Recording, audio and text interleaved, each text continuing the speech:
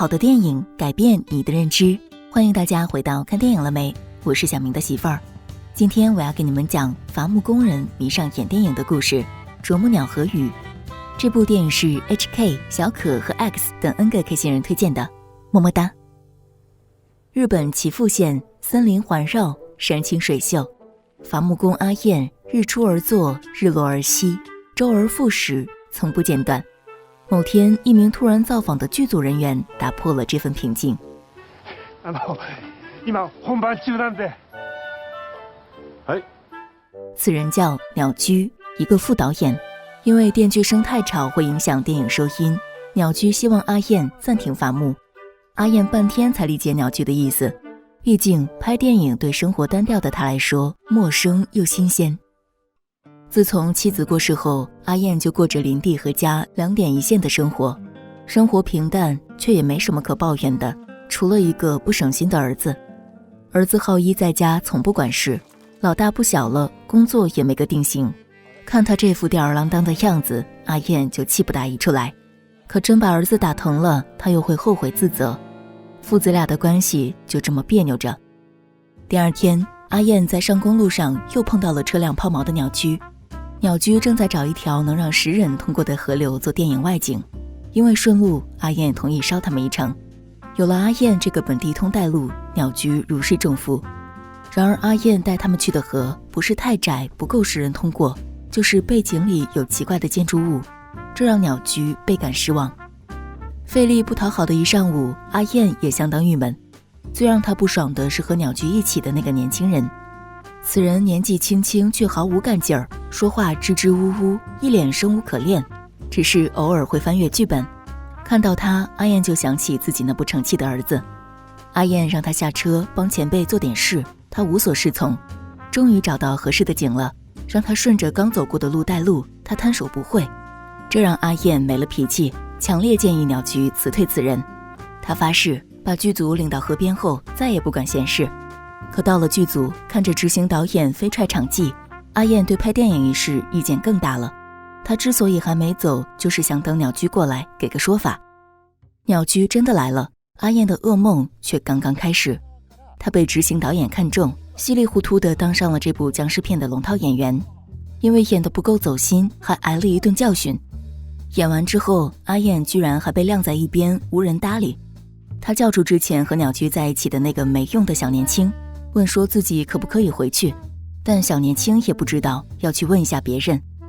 这下阿燕再也憋不住一肚子怒火了，这帮搞电影的简直不把人当人。可当他看到另一名群演任劳任怨并向他鞠躬道谢时，气又消了大半。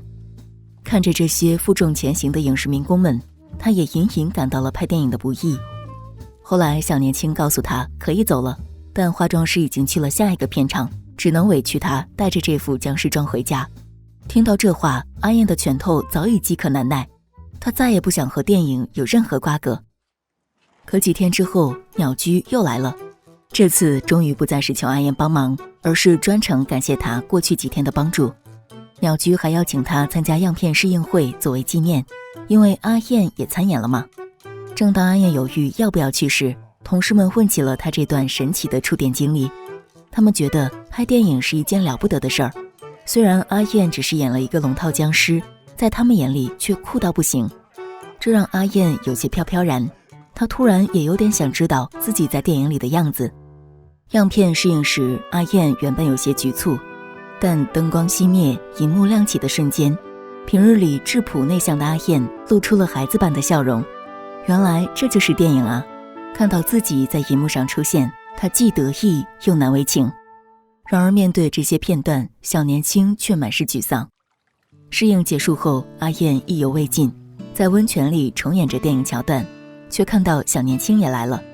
阿燕如今心情大好，悄悄飘向小年轻，大谈特谈参演电影的种种感受。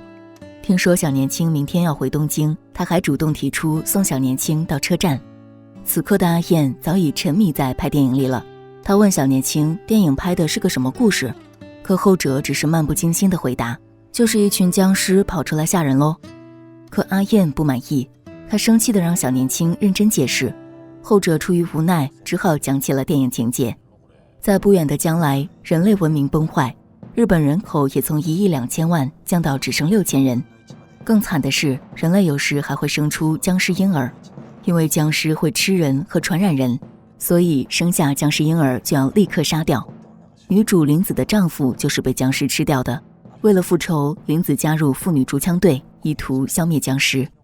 小年轻对这个故事没有底气，好几次他都不想往下讲了，但阿燕却听得津津有味，不断催他继续。看到有人真心喜欢这个故事，小年轻感到了一丝欣慰。临别时，他还把剧本送给了阿燕，这让阿燕受宠若惊。当晚，阿燕坐在车里，竟看剧本看到流泪。正在等车回东京的小年轻，却等来了鸟居的一阵毒打。原来，小年轻名叫幸一，正是这部电影的编剧兼导演。初次执导的挫折、不尽人意的样片，让他怀疑自己不是当导演的料。他想要临阵脱逃。鸟居好不容易拦下小年轻，却发现此前备受委屈的场记跳上火车跑了。这部僵尸片的前途真可谓一片愁云惨淡。而阿燕回到家后，儿子浩一提出要到东京谋生，阿燕心里不想他走，嘴上却一番奚落。浩一本来也没那么想走，可被这么一激，只好夺门而出。阿燕没等到回心转意的儿子，却见到了前来要回剧本的幸一。他早就猜到幸一就是那帮电影人的工头了。他说这个故事写得真精彩，这话幸一默默听在心里。他们在阿燕制作的棋盘上下起象棋，年龄悬殊的两人似乎形成了微妙的默契。可是到了第二天，幸一的麻烦并没有自动解决，道具组嫌他挡路，副导演提醒他进度滞后，演员、摄影连珠炮似的向他提问，他一概拿不定主意。他甚至不确定某个镜头要不要再来一遍。重重压力下，他只觉得头晕想吐。看到来探班的阿燕，他就像抓到了救命稻草。女優さん、匂いやな。僕やでよ。すいません。もう一回お願いします。被阿燕看到了自己的狼狈相，幸一也只能无奈笑笑，这就是他的真实水平。闲谈中，阿燕得知幸一才25岁。幸一本以为他会和别人一样说自己太嫩了，没想到阿燕却指着2棵树龄不同、大小相似的松树说：“你看，25岁和60岁其实并没有多大差别，但想要长成参天大树，都需要100年时间。”为了找补信心，幸一甚至会求助一些小迷信，比如不穿某种颜色的袜子，拍摄期间不吃甜食。他告诉自己，只要做到这些，拍摄就能顺利完成。因为觉得名不副实，他在片场从来不坐那把煞有介事的导演椅。没想到当晚，为了让幸一坐得安心，阿燕竟然送来一把亲手制作的全柏木导演椅，这让幸一大受感动。而阿燕在听说幸一的群演人手不足后，又连夜帮忙动员。隔天，阿燕把猎友会的太太们全部拉来做了妇女竹枪队的群演。为了不辜负阿燕的心意，幸一拿出了远超以往的干劲儿。剧组成员也纷纷建言献策，又是加配角，又是上滑轨，整个片场面貌一新，同心协力的立场取代了之前的惨淡愁云。那之后，拍摄渐入佳境，阿燕在片场身兼数职，忙得不亦乐乎。她的魔爪还伸向了同事的小孩，乃至镇上的居民。拍电影变成了整个小镇的盛事。恍惚间，真让人以为误入了某个僵尸王国呢。幸好妹妹一家到来，因为阿燕已经忙到忘了明天就是妻子3周年的忌日。她回到家里恍如隔世，儿子睡在沙发上，墙上挂着他为明天准备的黑西服。拍电影像一场美梦，让他差点忘了自己的家庭和生活。这天晚上，阿燕有些颓唐，但这次换成幸一游到他的身边。幸一说，他是因为父亲的摄像机才和电影结缘，后来他决定以此为业，拒绝继承家里的旅馆。他想父亲一定为买了这台摄像机而后悔，但同为父亲的阿燕却告诉他，作为父亲，自己的摄像机改变了儿子的人生，一定会很高兴。说着，他把甜品强灌进幸一嘴里。他想让幸一知道，拍电影是他自己决定的事，和吃不吃甜食、穿什么颜色的袜子没有半毛钱关系。第二天是一位大牌老戏骨的戏，老戏骨要求众多，十分难搞，在场众人都不知如何是好。这回幸一反而成了最有魄力的那个，只要老戏骨演得不够到位，他就果断要求重来。后者最终展现出了出众的业务能力，还对初出茅庐的幸一赞赏有加。得到资深前辈的肯定，幸一此前的委屈和自卑都在泪水中释然了。而在阿燕家举行完祭奠的亲戚，借着酒劲儿对着浩一评头论足。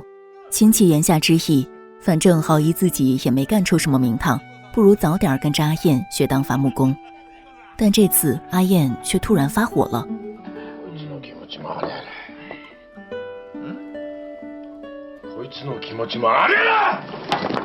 浩一呆住了，这是父亲第一次站在他的角度替他着想。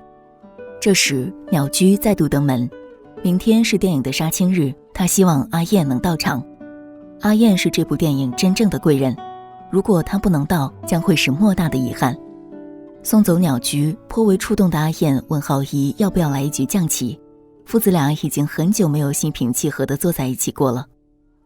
杀青日那天，拍摄原本有条不紊地进行，然而还剩最后一个场景没拍，天空却骤降暴雨。天气寒冷，群众演员萌生退意，剧组也为要不要继续拍摄产生了分歧。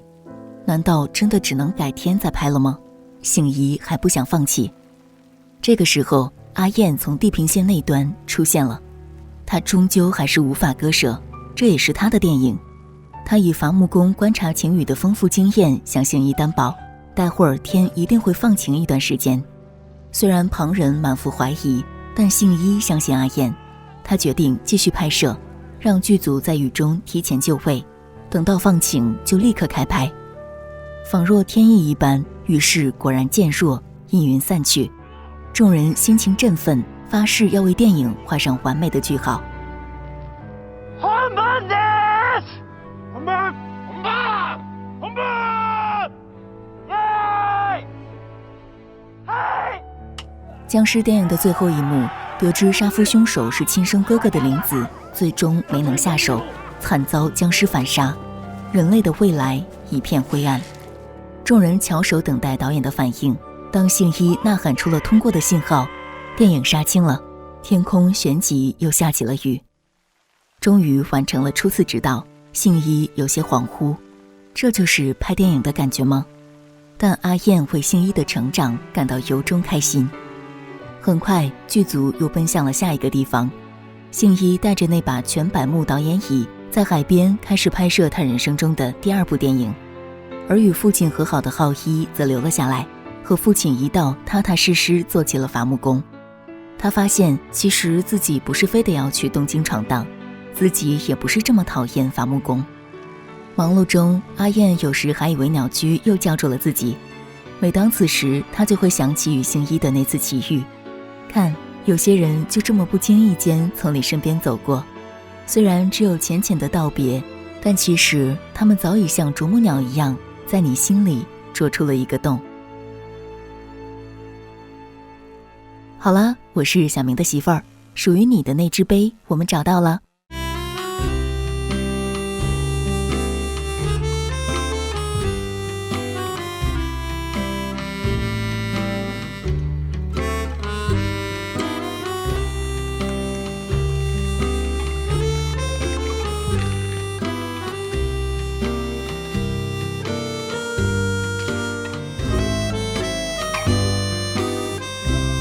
喜欢的 K 星人请点击置顶评论链接，或前往 K 星人的店带走你的那只杯。